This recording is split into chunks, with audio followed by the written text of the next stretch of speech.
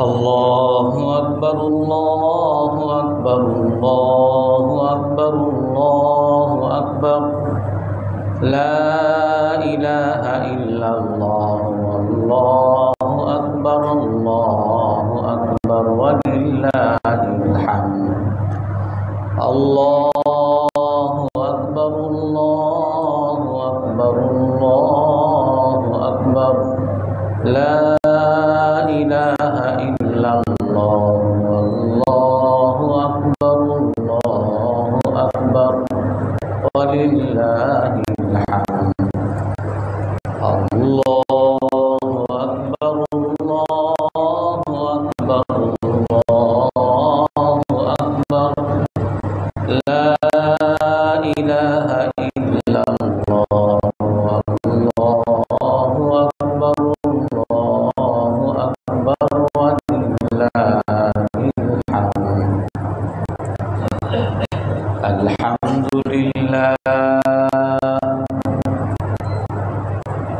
الحمد لله نحمده ونستعينه ونستغفره ونؤمن به ونتوكل عليه ونعوذ بالله من شرور أنفسنا ومن سيئات أعمالنا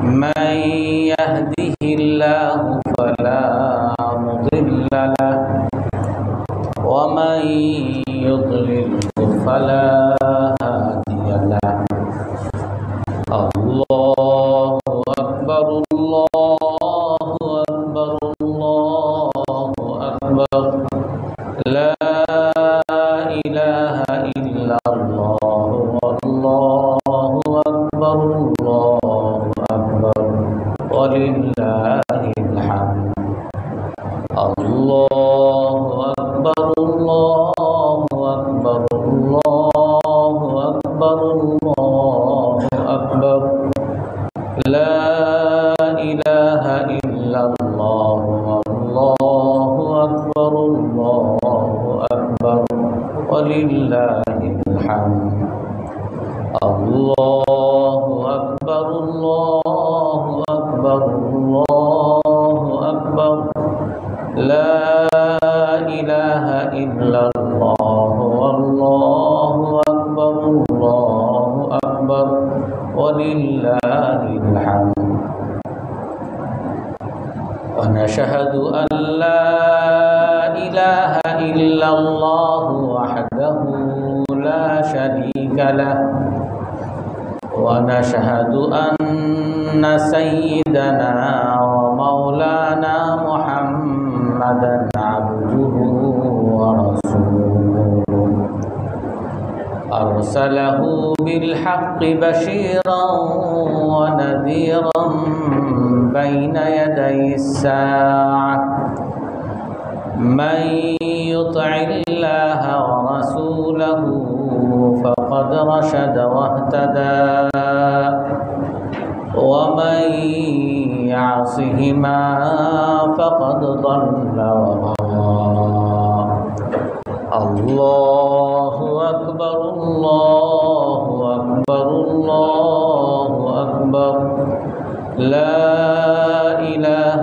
إلا الله والله أكبر الله أكبر ولله الحمد الله أكبر الله أكبر الله أكبر لا إله إلا الله والله أكبر الله أكبر ولله الحمد الله أكبر الله أكبر الله أكبر لا إله إلا الله والله أكبر الله أكبر ولله الحمد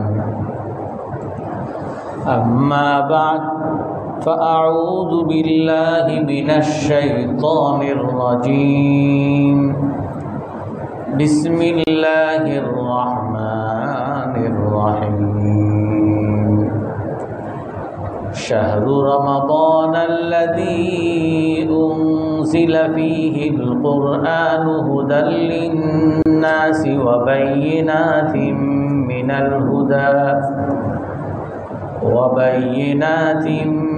الهدى والفرقان فمن شهد منكم الشهر فليصم ومن كان مريضا أو على سفر فعدة من أيام أخر يريد الله بكم اليسر ولا يريد بكم العسر ولتكملوا العدة ولتكبروا الله على ما هداكم ولعلكم تشكرون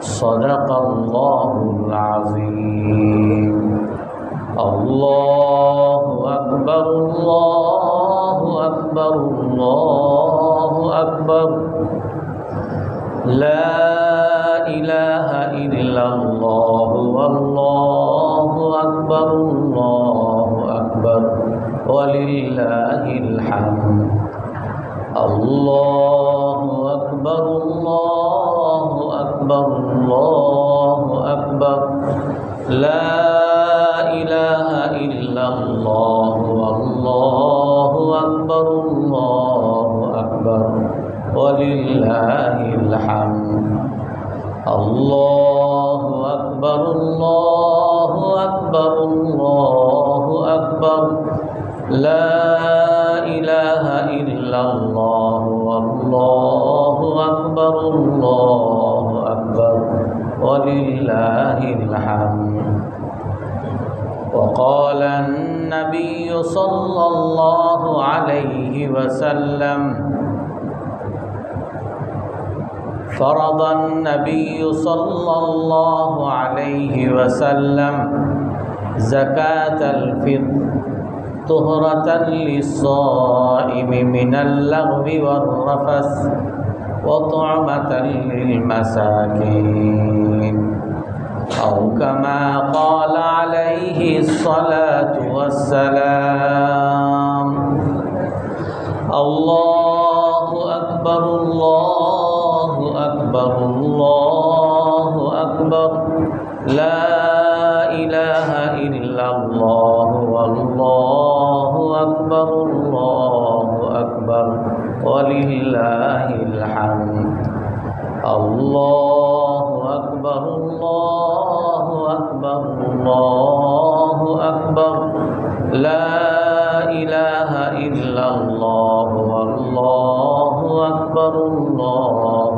أكبر ولله الحمد الله أكبر الله أكبر الله أكبر لا إله إلا الله والله أكبر الله أكبر ولله الحمد সম্মানিত মুসল্লিয়ানে কেরাম, ঈদের দিনের অন্যতম একটা সুন্নত হলো তাকবীর বলা। আমার মনে হলো যে আমি তাকবীর বলছি, আপনারা বলতেছেন না। এটা এখন থেকে না, সূর্য ডুবার থেকে, অর্থাৎ গতকাল শাওয়ালের সূর্য যখন থেকে ডুবছে তখন থেকে তাকবীর বলা সুন্নত। এবং মসজিদে আসার ক্ষেত্রে তাকবীর বলা সুন্নত। মসজিদ থেকে যখন বাসায় ফিরবেন তখনও তাকবীর আস্তে আস্তে না, জোরে জোরে তাকবীর বলতে হবে। সাহাবায়ে কেরাম, একজন হাদিসের কিতাবে আসে যে হযরত ওমর রাদিয়াল্লাহু তাআলা আনহু যখন তাকবীর বলতেন, ওনার তাকবীর শুনে পুরো মিনাবাসী তাকবীর বলতো। এত জোরে তাকবীরের আওয়াজ হইতো যে কম্পন শুরু হয়ে যেত। এই জন্য তাকবীর যখন ইমাম সাহেব করেন বা যে কেউ করেন তার সাথে জোরে জোরে তাকবীর বলতে হবে, এটাই হলো সুন্নাত।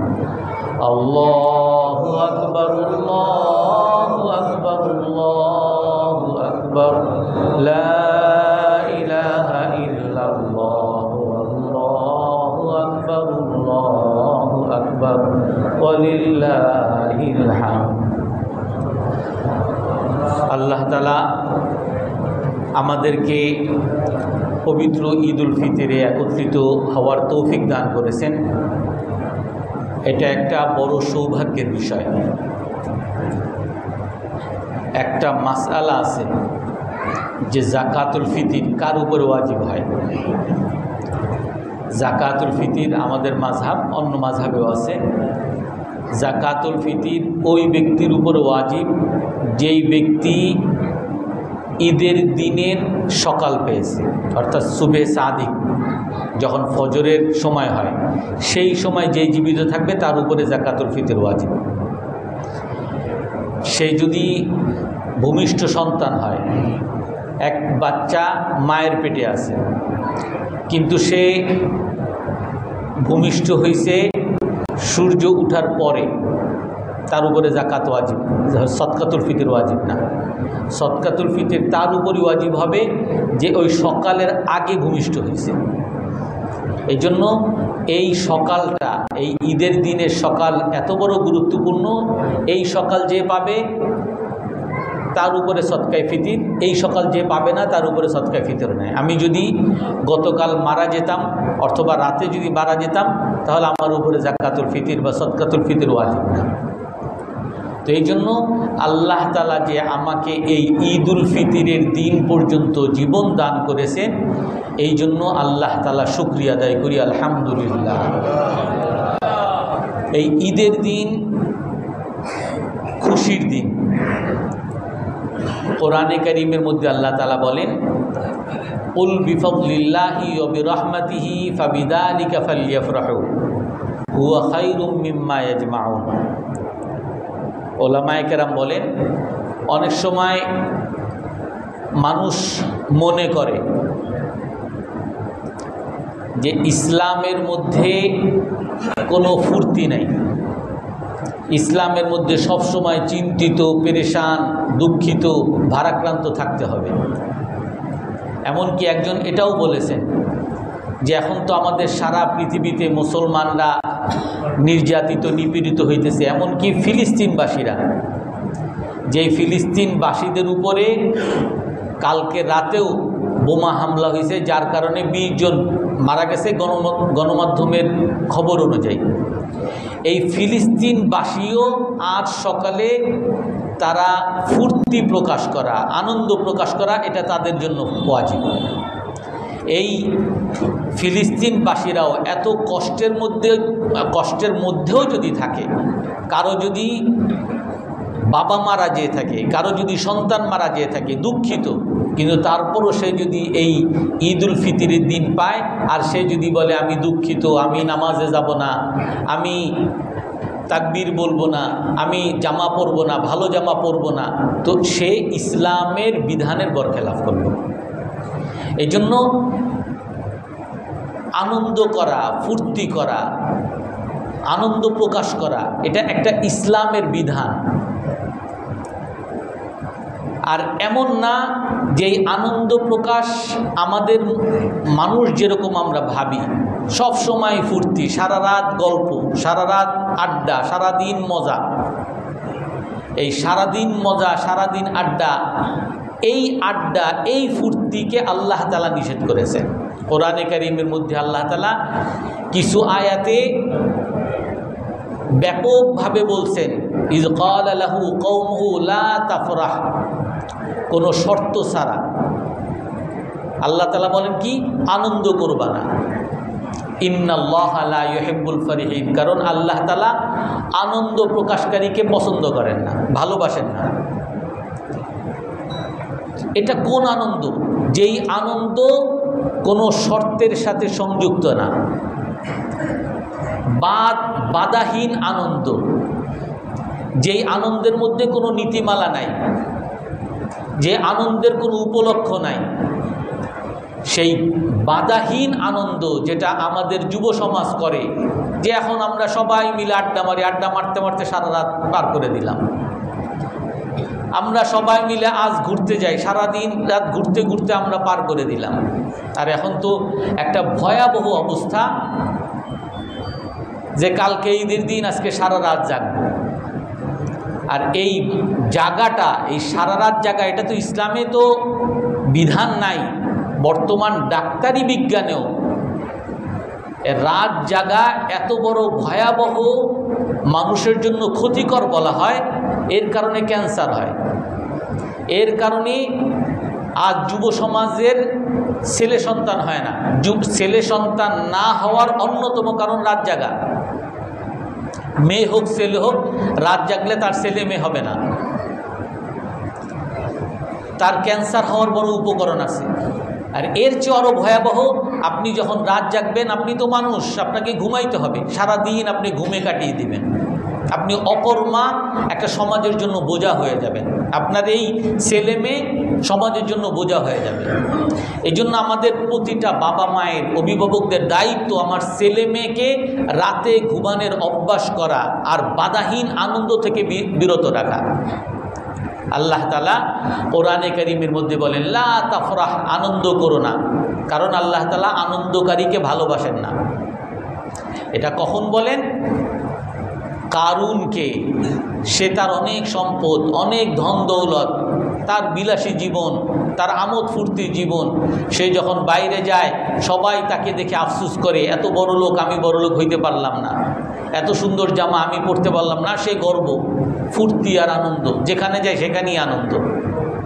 ওই কারুনকে আল্লাহ তাআলা বলেন, লা তাফরাহ, আনন্দ করো না, ইন্নাল্লাহা লা ইউহিব্বুল ফারিহিন, আল্লাহ তাআলা আনন্দকারীকে ভালোবাসেন না। কিন্তু বিপরীত দিকে আল্লাহ তাআলা কোরআনে কারীমের মধ্যেই বলেন, কুল বিফাদলিল্লাহি ওয়া বিরহমাতিহি ফাবিযালিকা ফালইফরাহু, আল্লাহ তাআলার করুণা, আল্লাহ তাআলার রহমত পেয়ে মানুষ যাতে আনন্দ প্রকাশ করে। আল্লাহ তাআলা আদেশ করেন আনন্দ প্রকাশ করতে। আর আমরা জানি আমাদের বিধান, ইসলামের মধ্যে বিধান আছে। আপনার ছেলে বা মেয়ে হইছে, আপনি খুশি, আপনি খুশি প্রকাশ করেন, আপনি আকিকা দেন। ছেলে হইলে 2টা খাসি আর মেয়ে হইলে 1টা খাসি। ওলামায়ে কেরাম এটাও বলেন যে কেন ছেলের ক্ষেত্রে 2টা খাসি আর কেন মেয়েদের ক্ষেত্রে 1টা খাসি? কারণ আল্লাহ তাআলা মানুষের প্রকৃতিগতভাবেই মানুষের মধ্যে ছেলের প্রতি একটা ভালোবাসা তৈরি করে রাখছেন। ছেলে হইলে বেশি খুশি আর মেয়ে হইলে একটু কম খুশি। তো তুমি বেশি খুশি, এই জন্য ছেলের জন্য 2টা ছাগল দাও। আপনি বিয়ে করছেন, আপনি খুশি, আউলিম ওয়ালাউ বিশাতিন, আল্লাহ তাআলা বিধান দিয়েছেন, আল্লাহ রাসূল বিধান দিয়েছেন যে তুমি মানুষকে খাওয়াও, যদিও একটা ছাগল দ্বারাও হোক না কেন, অলিমা করো, আনন্দ প্রকাশ করো। এই ঈদের দিন রাসূলুল্লাহ সাল্লাল্লাহু আলাইহি ওয়াসাল্লামের বাড়িতে হযরত আয়েশা রাদিয়াল্লাহু তাআলা আনহা তার বান্ধবীদেরকে নিয়ে খেলতেছিলেন। আর খেলার চলে এই বান্ধবীর হাদিসের কিতাবে আসছে যে বান্ধবী 2জন মেয়ে, তারা অপ্রাপ্তবয়স্ক, ছোট, আর তারা কবিতা আবৃত্তি করতেছিল। অন্ধকার যুগে যেই সমস্ত কবিতাগুলো বলা হইতো, এই সমস্ত কবিতা সুর দিয়ে আবৃত্তি করতেছিল। রাসূল সাল্লাল্লাহু আলাইহি ওয়াসাল্লাম শুয়েছিলেন। এই সময় হযরত আবু বকর রাদিয়াল্লাহু তাআলা আনহু বাড়িতে ঢুকছেন। ঢুকে দেখেন যে মেয়েরা কবিতা আবৃত্তি করতেছে সুর দিয়ে। তো হযরত আবু বকর রাদিয়াল্লাহু তাআলা আনহু তার মেয়েকে ধমক দিছে আর তাদেরকে বলতেছে যে আমিজমারুশ শাইতানি ফি বাইতিন নবী, রাসূলের ঘরে শয়তানের বাঁশি বুঝি আসছে। শয়তানের কাজ হলো গান গাওয়া, আনন্দ ফুর্তি করা, বাধাহীন আনন্দ করা। যে রাসূলের বাসায় বুঝি তোমরা শয়তানের বাঁশি বাজাইতেছো?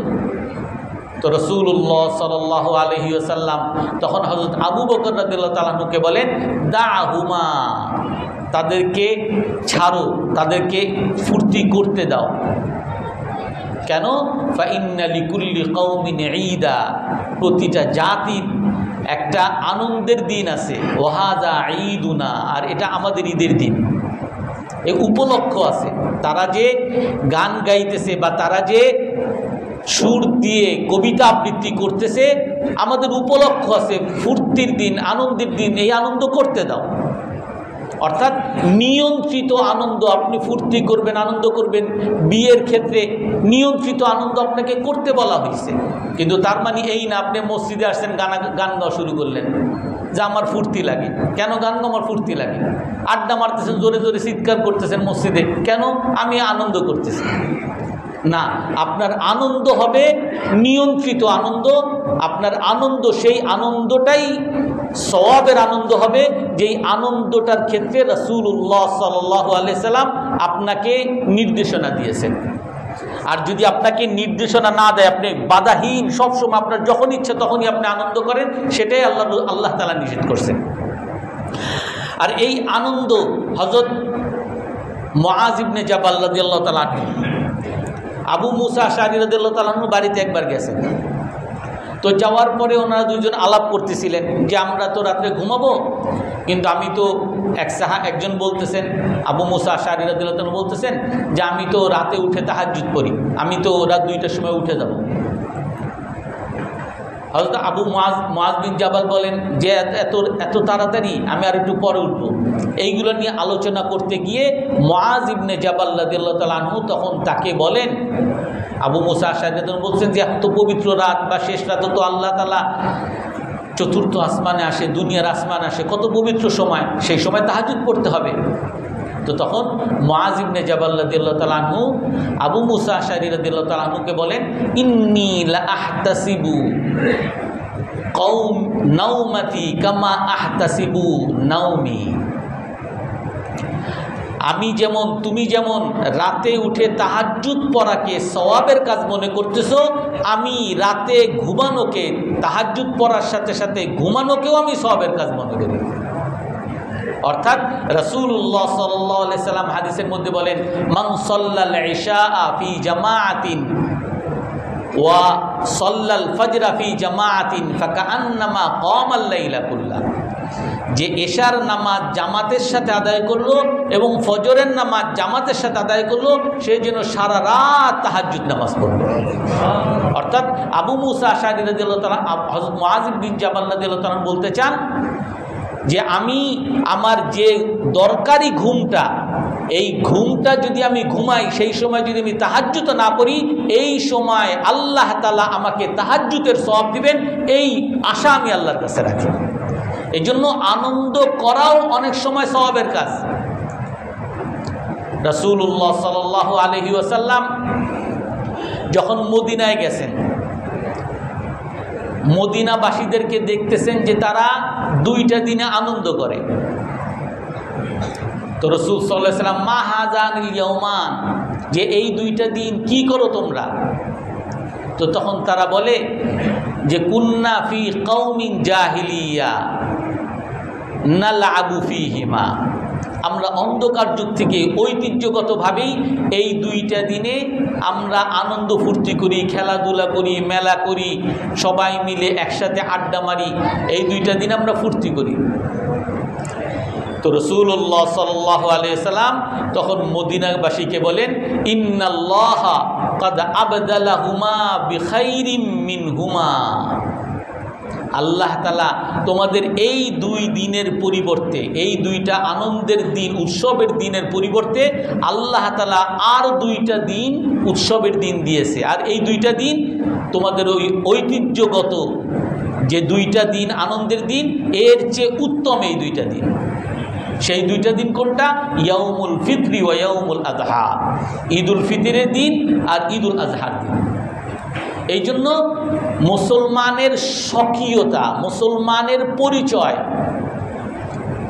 আমি যে মুসলমান জাতি, আমার পরিচয় হলো আমি এই ঈদের দিনে আনন্দ করব।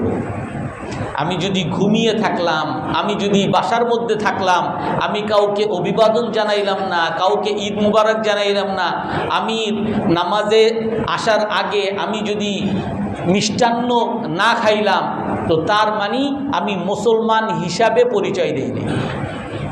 আমি মুসলমান এর পরিচয় বহন তখনই করব যখন আমি ঈদুল ফিতরের দিন আনন্দ করব, যখন আমি ঈদুল ফিতরের দিনে সবচেয়ে ভালো জামা পরব। আমাদের মধ্যে এটাও প্রচলিত আছে যে ঈদের দিনে নতুন জামা পরতে হবে। ঈদের দিনে নতুন জামা পরার বিধান কোথাও নাই। আর আমরা এই বিধান পালন করার জন্য হয়তো বা বাবা মা অনেক সময় চুরি ডাকাতি দুর্নীতি করতে বাধ্য হয়। আর এর চেয়েও বড় ভয়ঙ্কর যে আমাদের সবে কদরের দিনগুলোতে আমরা বাজারে বাজারে কাটিয়ে দিই। কারণ কি, ছেলের জন্য নতুন জামা লাগবে, মেয়ের জন্য নতুন জামা লাগবে, স্ত্রীর জন্য নতুন জামা লাগবে, আমার জন্য নতুন জামা লাগবে, আর এই জন্য আমি বাজারে বাজারে কাটিয়ে দিই। বরং এই দিনের বিধান হলো কানা ইয়ালবাসু আহসানা সিয়াবিহি। হযরত আব্দুল্লাহ ইবনে ওমর রাদিয়াল্লাহু তাআলা থেকে বর্ণনা যে উনি সব সময় সর্বশ্রেষ্ঠ জামাটা পরতেন। আমার জামার মধ্যে যেই জামাটা সবচেয়ে ভালো, এই জামাটা সাহাবায়ে কেরাম পরতেন।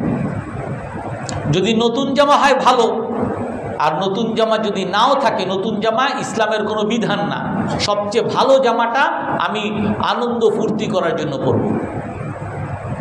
রাসূলুল্লাহ সাল্লাল্লাহু আলাইহি ওয়াসাল্লামের জন্য ওমর রাদিয়াল্লাহু তাআলা আনহু জুব্বা ইস্তিবরাকি, একবার বাজারে গেছেন, বাজারে গিয়ে দেখেন অনেক সুন্দর একটা জুব্বা বিক্রি করতেছেন।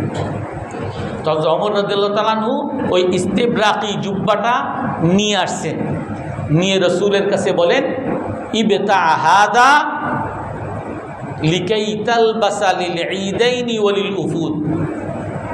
হে আল্লাহ রসুল, আমি এই ইস্তিবরাকি জুব্বাটা আপনার জন্য নিয়ে আসছি, আপনি এটা কিনে নেন। কারণ আপনি এইটা কেনার পরে এইটা আপনি যাতে ঈদের দিনে পড়তে পারেন। বিভিন্ন মেহমান যখন আপনার সাথে দেখা করতে আসে, বিদেশি মেহমান অতিথি, তাদের সামনে দেখা করার সময় যাতে পড়তে পারেন, এইটা নেন। অর্থাৎ সাহাবায়ে কেরামের মধ্যে এরকম মানসিকতা ছিল যে ঈদের দিনে সবচেয়ে ভালো জামাটা পরতে হবে, অতিথি যখন আসে সবচেয়ে ভালো জামাটা পরতে হবে। কিন্তু এইখানে রাসূলুল্লাহ সাল্লাল্লাহু আলাইহি সাল্লাম তখন কি বলেন যে নতুন জামা পরতে তো আমার সমস্যা নাই, কিন্তু তুমি যে জামা নিয়ে আসছো এটা হলো রেশমি জামা। ইন্নামা হাদিহি লিবাসু মান লা খালাকা লাহু ফিদ দুনিয়া। এইটা হলো তাদের পোশাক যার দুনিয়াতে, যার আখিরাতে কোনো অংশ নাই। যে আখিরাতের চিন্তা করে না সে রেশমি পোশাক পরতে পারে না, এই জন্য এটা আমি পরবো না। কিন্তু সাহাবায়ে কেরাম রাসূলুল্লাহ সাল্লাল্লাহু আলাইহি সাল্লাম সবসময় উৎসাহ দিতেন যাতে ঈদের দিনে সবচেয়ে সেরা জামাটা পরে আনন্দ প্রকাশ করে। আর একটা হাদিসের মধ্যে, এটাও বুখারী মুসলিমের হাদিস, রাসূল সাল্লাল্লাহু আলাইহি সাল্লাম একবার ওমর রাদিয়াল্লাহু তাআলা আনহু ওমর রাদিয়াল্লাহু আনহু আলা বাদানিহি সিয়াবুন আবিয়াদ। ওমর রাদিয়াল্লাহু তাআলা আনহু শরীরে সুন্দর সাদা একটা জামা দেখছেন। সাদা জামা দেখার পরে রসুল বলেন ওমর রাদিয়াল্লাহু তাআলা আনহুকে, আসাউবুন জাদীদুন আম গাসিল। হে ওমর, তোমার গায়ে যে জামাটা, এই জামাটা কি নতুন জামা নাকি ধোয়া জামা? মানে পুরাতন জামা ধুয়ে পড়ছো নাকি তোমার নতুন জামা? হযরত ওমর রাদিয়াল্লাহু তাআলা আনহু বলেন যে সাউবুন গাসিল, হে আল্লাহ রসুল, এটা আমার পুরাতন জামা কিন্তু আমি ধুয়ে পড়ছি। তখন রসুল সাল্লাল্লাহু আলাইহি সাল্লাম তার এই নতুন জামার জন্য বা সুন্দর জামার জন্য কি ভাষায় অভিবাদন জানায়, কি ভাষায় অভিনন্দন জানায়? ইলবাস জাদিদা ওয়াইশ সাঈদা অমুত শাহিদা। যে হে ওমর, তুমি নতুন মানে তার জন্য দোয়া করতেছেন, তুমি নতুন জামা পরো, আল্লাহ তাআলা তোমাকে নতুন জামা পরার তৌফিক দান করেন, এবং ওয়াইশ সাঈদা, এবং জীবন যাপন করো সুখী জীবন যাপন, আনন্দময় জীবন যাপন করো, অমুত শাহিদা, আর যখন মারা যাবা শহীদ হয়ে মারা যাও। এই জন্য এইটা দোয়াও, যখন কাউকে একটা ভালো জামা পরতে দেখেন বা ভালো কিছু করতে দেখেন তখন এই দোয়া পড়তে হয়, ইলবাস জাদিদা ওয়াইশ সাঈদা, তুমি নতুন জামা পরো, সুখী জীবন যাপন করো, ওমুত শাহিদা, শহীদ হয়ে মারা যাও। তো এই জন্য ঈদের দিনে আনন্দ করা, আনন্দ প্রকাশ করা, এটা ইসলামের বিধান। যেই সময় আনন্দ প্রকাশ করা ইসলামের বিধান, এইগুলো যে করবে না সে মুসলমান হিসেবে পরিচয় দিতে পারবে না। আপনি বিয়ে করছেন, আপনি যদি অলিমা না করেন, এখন বিয়ের পরে অলিমা করে না, যে আমার শ্বশুর বাড়ি দিয়ে খাওয়াইছে। শ্বশুর বাড়ি খাওয়া বা মেয়ের পক্ষ খাওয়া এটা সুন্নত না, এটা ইসলামের বিধান না। ইসলামের বিধান যে বিয়ে করবে সে খাওয়াবে, এটা সুন্নত, এই আনন্দ প্রকাশ করা সুন্নত। আর আপনি যদি এইটা না করেন তো আপনি ইসলামের বিধান মানেন না, আপনি মুসলমান হিসাবে পরিচয় দিবেন না। আপনি আপনার ছেলে মেয়ে হইছে, আপনি আনন্দ করতে গিয়ে আপনি আকিকা করেন না, যে আমার টাকা নাই, এখন অভাব আছে, এই জন্য আকিকা করি নাই। না, আপনি ইসলাম মুসলমান যদি হন তাহলে আপনাকে এই আনন্দ প্রকাশ করতে হবে, তখনই আপনি মুসলমান হিসেবে পরিচয় দিবেন। ঈদের দিন যদি আসে অবশ্যই সবচেয়ে সেরা জামাটা আপনি পরবেন। না মসজিদই তো যাই, সব মোল্লা মৌলবী, সমস্যা কি? সবচেয়ে পুরান এমন একটা টুপি, যে টুপি সারা জীবন তো পরেই না, একেবারে ময়লা সয়লা, এই টুপি আমি মাথায় করে তারপরে আসলাম। আমি মুসলমানের যে স্বকীয়তা সেটা আমি প্রকাশ করলাম না। এই জন্য আপনারা এটা যদি অন্যভাবেও দেখেন, সারা পৃথিবীতে যত জাতি আছে সমস্ত জাতির একটা স্বকীয়তা থাকে, একটা পরিচয় থাকে। আর এই জাতির পরিচয় যেমন তার ভাষা, একটা জাতির পরিচয়, জাতির পরিচয় তার উৎসবের দিন। এমনকি ছোট ছোট জাতিগোষ্ঠী, যারা ক্ষুদ্র জাতিগোষ্ঠী আছে, তাদেরও উৎসবের দিন ভিন্ন। আপনারা এই যে সামনে আমাদের পহেলা বৈশাখের দিন আসতেছে, এই পহেলা বৈশাখে আমাদের অনেকেই মঙ্গল শোভাযাত্রা, এটা আমাদের বাঙালি ঐতিহ্য। আপনি খবর নিয়ে দেখেন, আপনি পড়ে দেখেন, এমনকি এই বছর নাকি সকল জাতি যারা যেইভাবে তাদের আনন্দ উদযাপন করে সেইগুলো নাকি প্রকাশ করার একটা প্ল্যান সরকার নিয়েছে। অর্থাৎ বাংলাদেশে যে চাকমা, মারমা, এদের আনন্দ প্রকাশের ধরন আলাদা। মারমার আনন্দ প্রকাশ, কেউ পানি দিয়ে আনন্দ প্রকাশ করে, কেউ এইভাবে এই পোশাক পরে আনন্দ প্রকাশ করে। এমনকি আমরা যখন মিশরে পড়াশোনা করতাম তখন মাঝে মধ্যে দেখতাম যে কি এমন জামা, যেই জামার মধ্যে সাপের ছবি, আবার কিছু জামার মধ্যে ভাল্লুকের ছবি, কিছু জামার মধ্যে পাখির ছবি। এই সব জামা সমস্ত ছেলেরা আফ্রিকার বিভিন্ন দেশের তারা এই সব জামা পরতো। আর কি ব্যাপার, এরা সবাই একই ধরনের জামা আর জামা পরে নাচতো। কি যে তাদের উৎসবের দিন, তাদের জাতীয় দিন, তারা তাদের জাতীয় দিন পালন করতেছে। আর এইটা ওইখানে সবাইকে তার জাতীয় দিন পালন করার সুযোগও দিত, কারণ এটা তার সংখ্যালঘুদের অধিকার রক্ষা করা। কিন্তু এই সারা পৃথিবীতে এটা স্বীকৃত একটা বিষয় যে সকল জাতির উৎসবের দিন পালন করা এটা তার অধিকার। কিন্তু একমাত্র এই অধিকার যদি লঙ্ঘন হয়, বা এই অধিকার লঙ্ঘন হলে যদি কেউ কথা না বলে, সেটা হলো মুসলমান। এই মুসলমানের অধিকার যে ঈদ উদযাপন করা, ঈদের নামাজ পড়া, অনেক দেশের, পৃথিবীর অনেক দেশ আছে, এমনকি বর্তমানে ইন্ডিয়ার মধ্যেও তারা বিভিন্ন প্রদেশে প্রজ্ঞাপন জারি করছে যে রাস্তার মধ্যে খোলা জায়গা নামাজ পড়তে পারবে না, খোলা জায়গায় ঈদের নামাজ পড়তে পারবে না। ইসলামের বিধানই হলো খোলা জায়গায় নামাজ পড়া। যদি সুযোগ থাকে মাঠের মধ্যে নামাজ পড়ে, এটাই হলো সুন্নত। আর এটা তারা করতে দিবে না, অনেক দেশ আছে করতে দেয় না। অথচ আমাদের দেশে আপনারা জানেন, যখন পূজা হয়, পূজা তো সারা বছরই পূজা হয়, রাস্তাঘাট সব দখল করে পূজা করে, কেউ কোনোদিন বাধা দেয় না। কিন্তু আপনি মুসলমান নামাজ পড়বেন রাস্তায়, বিভিন্ন দেশেই বাধা দেয়, মুসলমানের অধিকার নাই। আপনি মুসলমান, আপনার বিধান হলো আপনি দাড়ি রাখা, আর দাড়ি রাখবেন, বিভিন্ন দেশেই আপনাকে বাধা দিবে, আপনাকে অন্য চোখে দেখবে, আর চোখে দেখবে। মুসলমানের বিধান নারীদের বোরকা পরা, এই বোরকা পরে যখন নারীরা রাস্তায় বের হয়, বিভিন্ন দেশেই তাদেরকে বাধা দেয়। অথচ এটা মুসলমানের অধিকার, মুসলমানের পোশাক পরা, মুসলমানের স্বকীয়তা, মুসলমানের আনন্দ উদযাপন, এগুলো মুসলমানের অধিকার। কিন্তু মুসলমানের অধিকার পৃথিবীতে নাই। গত সপ্তাহেই বলেছিলাম আমি যে একটা পেপারে আসছে যে মুসলমানের জীবনের কোনো মূল্য নাই।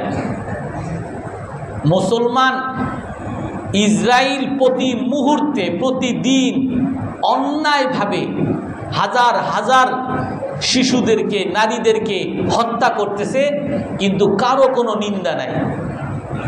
এখানে যে মুসলমান মারা গেছে এই কথাও কারো মধ্যে নাই। আপনি এত দূরে যাবেন কেন? আমাদের বাংলাদেশেই এই যে জাহাজবাড়ি আর বিভিন্ন জায়গায় 9টা যুবক যে মারা গেছে, সে যদি অপরাধীও হয়, অপরাধীদেরও তো একটা অধিকার আছে যে তার জানাজা হওয়া, তার আত্মীয় স্বজন নিয়ে তাকে নিয়ে জানাজা করা, দাফন কাফন দেওয়া। যে তারা হলো সন্ত্রাসী, জঙ্গি, এদেরকে দাফনও দেওয়া যাবে না, এদেরকে নেওয়াও যাবে না, এদেরকে জ্বালিয়ে পুড়িয়ে মেরে ফেলতে হবে। অর্থাৎ মুসলমানকে সারা পৃথিবীতে এমনভাবে উপস্থাপন করা হয়েছে যে দাঁড়িয়ে রাখছে এ হলো জঙ্গি, যে বোরকা পড়ছে এ হলো সন্ত্রাসী, এর কোনো অধিকার নাই, একে মেরে ফেলো, জ্বালিয়ে দাও, পুড়িয়ে দাও, কোনো সমস্যা নেই। এই জন্য এই মুহূর্তে যখন নাকি সারা পৃথিবীতে মুসলমানের অধিকার বঞ্চিত, এই সময় আমি মুসলমান হয়েও যদি এই ঈদের উদযাপন না করি, আমি ঈদকে আমার উৎসবের দিন মনে না করি, আমি ওই পহেলা বৈশাখকে উৎসবের দিন মনে করি, তাহলে আমি আল্লাহর কাছে কিভাবে মুসলমান হিসেবে পরিচয় দিব? আজকে আমাদের অনেক যুব সমাজ ঈদের দিন সারাদিন ঘুমাবে, কিন্তু ওই 31st নাইটে সারা রাত জাগবে, ফুর্তি করবে, গান গাইবে, মজা করবে, আড্ডা মারবে, এই করবে। পহেলা বৈশাখে মঙ্গল শোভাযাত্রায় গিয়ে অংশগ্রহণ করবে, ফুর্তি করবে, আড্ডা মারবে। অথচ ইসলামের আনন্দের দিনকে সে আনন্দের দিন মনে করবে না। এই জন্য ইসলামের আনন্দকে আনন্দ প্রকাশ করা এটা ইবাদত।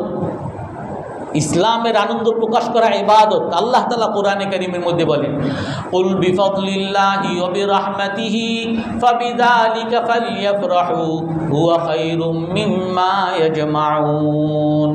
হে রাসূল, আপনি বলে দেন আল্লাহর করুণা, আল্লাহর দয়া, কোনো তাফসীরের মধ্যে আসছে যে আপনি যে কোনো জিনিস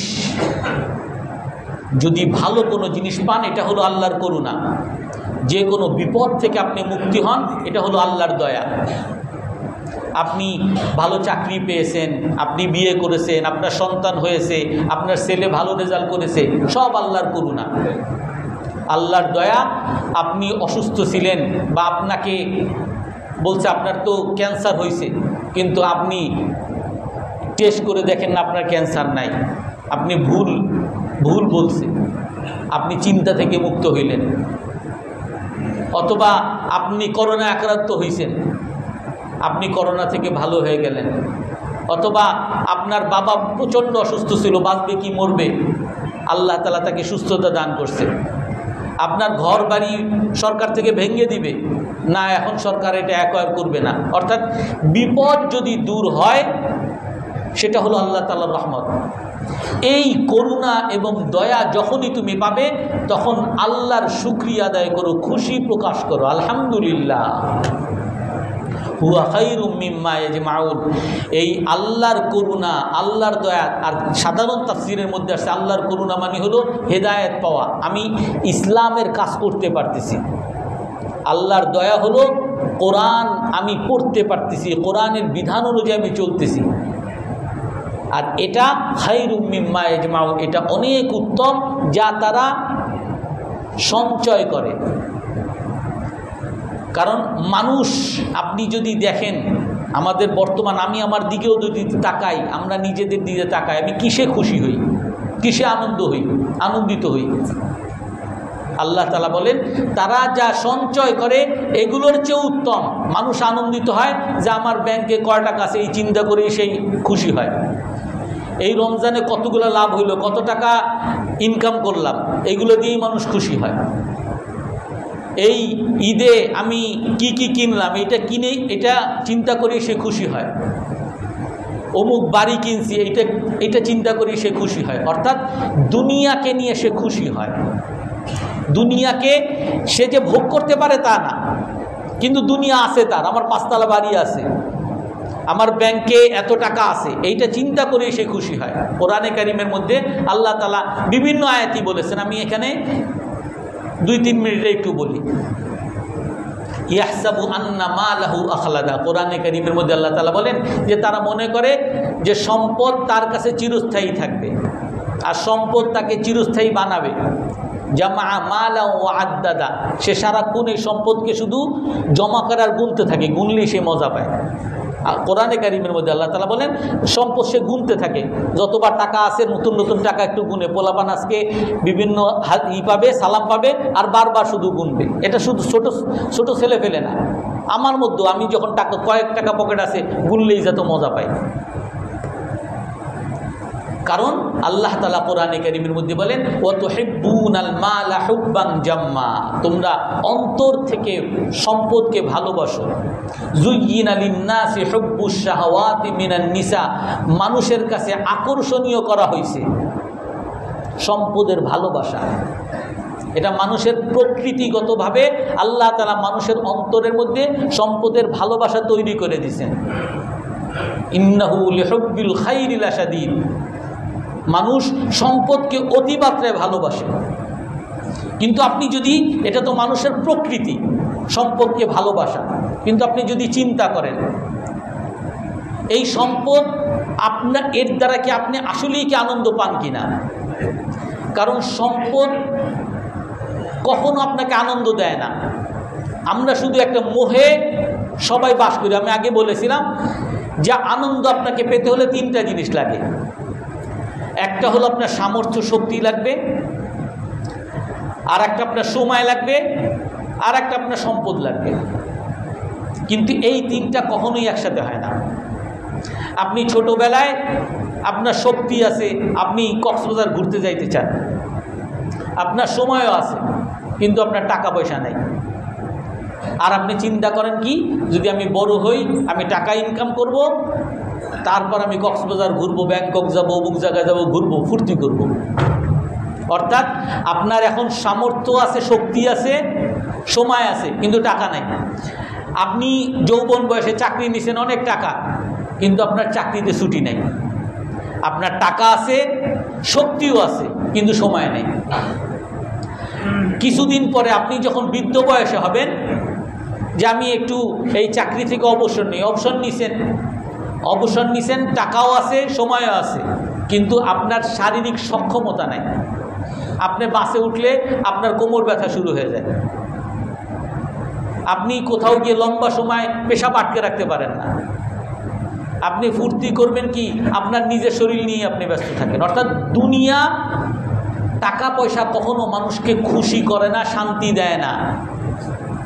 বরং এই টাকা পয়সা আল্লাহ তাআলা কোরআনে কারীমের মধ্যে বলেন ইবতিলাউম মিনাল্লাহ, আল্লাহর পক্ষ থেকে পরীক্ষা। আল্লাহ তাআলা দেখেন এই টাকা দ্বারা তোমরা কি আল্লাহকে খুশি করো নাকি তোমার নিজের মনকে খুশি করো।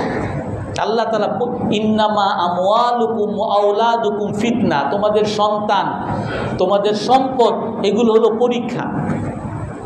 কোরআনে কারীমের মধ্যে আল্লাহ তাআলা আরো বলেন ফাআম্মাল ইনসানু ইযা মাবতালাহু রাব্বুহু ফাআকরামাহু ওয়া না'আমাহু ফায়াকুলু রাব্বি আকরামান ওয়া আম্মা ইযা মাবতালাহু ফাকাদারা আলাইহি রিজকা ফায়াকুলু রাব্বি আহানান। আল্লাহ তাআলা বলেন আমি যখন কোনো বান্দাকে পরীক্ষা করি, পরীক্ষা করে তাকে আমি অনেক সম্পদ দিছি, তাকে বিলাসিতা দিছি, সে যখন বিলাসী হয়, টাকা পয়সা পায়, অনেক ধনী হয়, তখন সে কি বলে ফায়াকুলু রব্বি আকরামান, আমার রব আমাকে খুশি করছেন, আমাকে সম্মানিত করছেন। অর্থাৎ আমারে ধনী বানাইছে, তার মানে আল্লাহ আমাকে ভালোবাসেন। আবার বিপরীতে ও আম্মা ইদা মাবতালাহু ফাকাদারা আলাইহি রিজকা, এই ব্যক্তিকে যখন আল্লাহ তাআলা পরীক্ষা করে অভাব দেন, টাকা পয়সা কমিয়ে দিয়েছেন, এখন সে বলে রব্বি আহানান, আমার রব আমাকে অপমানিত করছে। অর্থাৎ একজন ধনী হওয়া সে মনে করে যে সম্মানিত, মানুষের চোখেও সে মনে করে সম্মানিত, আল্লাহ তারে সম্মানিত করছে, সে মনে করে এরকম। আর গরিব যে মানুষও তারে অপমান করে আর আল্লাহও তারে অপমান করছে। অথচ আল্লাহ তাআলা কি বলেন, আল মালু ওয়াল বানুনা জিনাতুল হায়াতিদ দুনিয়া ওয়াল বাকিয়াতুস সালিহাতু খায়রুন ইনদা রাব্বিকা সাওয়াবান ওয়া খায়রুন আমালা। সম্পদ, সন্তান, এগুলো হলো দুনিয়ার জীবনের আকর্ষণ। সবাই চায় আমার সম্পদ হোক, কিন্তু আল্লাহ তাআলা কি বলেন, এগুলো সব শেষ হয়ে যাবে। তোমার জন্য স্থায়ী, চিরস্থায়ী এবং তোমার উপকারে যেটা আসবে, তোমাকে উপকার যেই সম্পদ দিবে সেটা হলো যত সম্পদ তুমি আখিরাতের জন্য স্থায়ী করছো। ওয়াল বাকিয়াতুস সালিহাত, ভালো ভালো কাজ যা করেছো এই সম্পদ দ্বারা, সেগুলোই তোমার জন্য খায়রুন সাওয়াবা ওয়া খায়রুন আমালা, উত্তম প্রতিদানকারী, উত্তম তোমাকে আশা দিবে।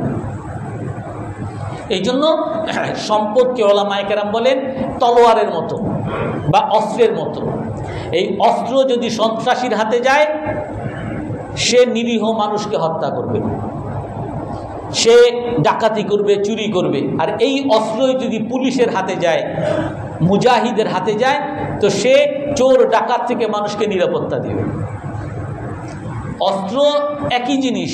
এই অস্ত্র খারাপ মানুষের, চোর ডাকাতের হাতে গেলে মানুষের ক্ষতি করে, আর এই অস্ত্র যদি পুলিশের হাতে যায় মানুষের উপকার করে, মানুষকে নিরাপত্তা দেয়।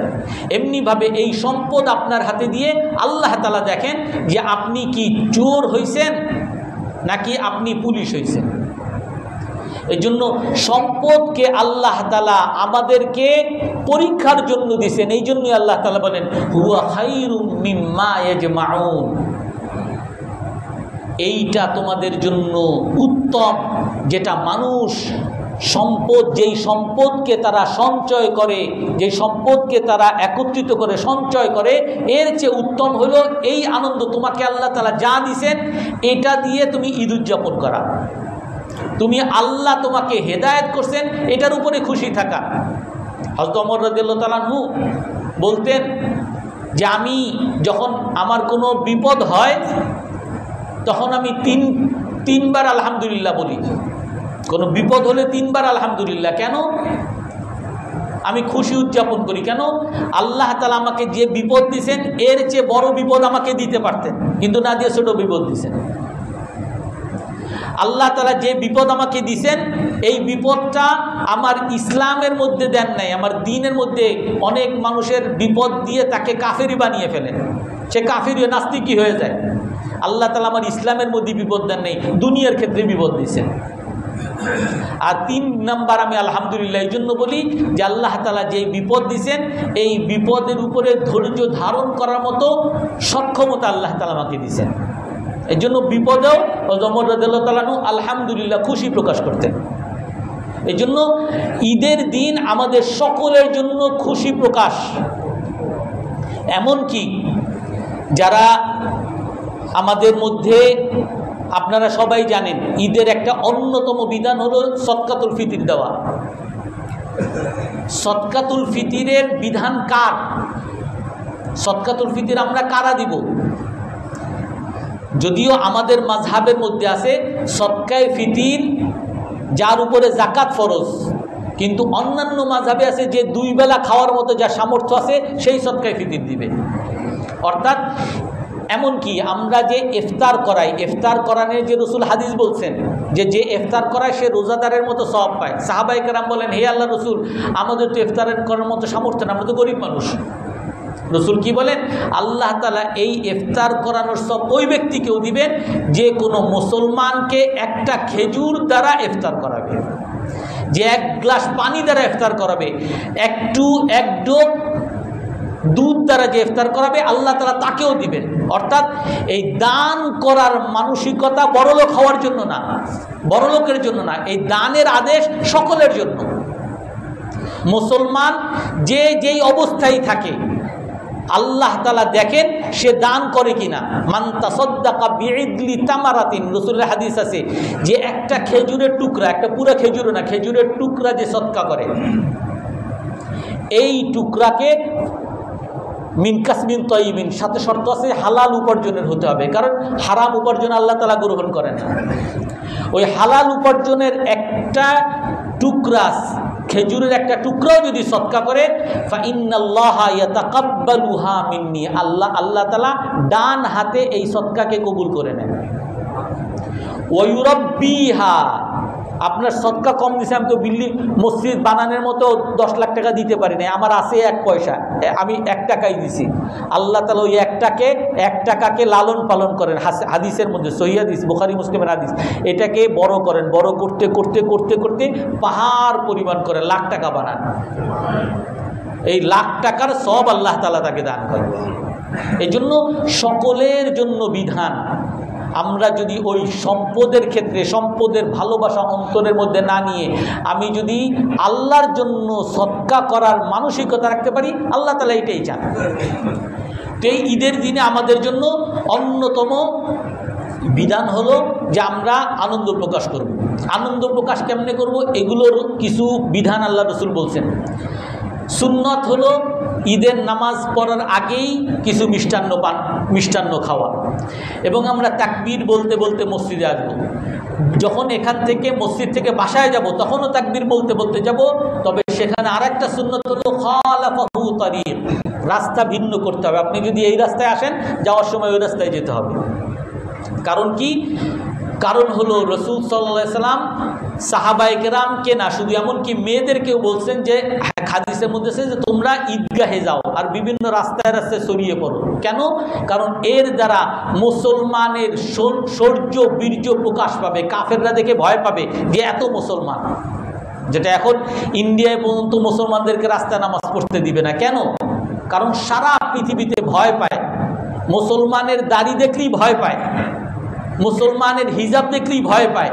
তারা তাদের ভাষায় আমাদেরকে অপমানিত করে, জঙ্গি সন্ত্রাসী বলতে চায়, আসলে তাদের মধ্যে আতঙ্ক।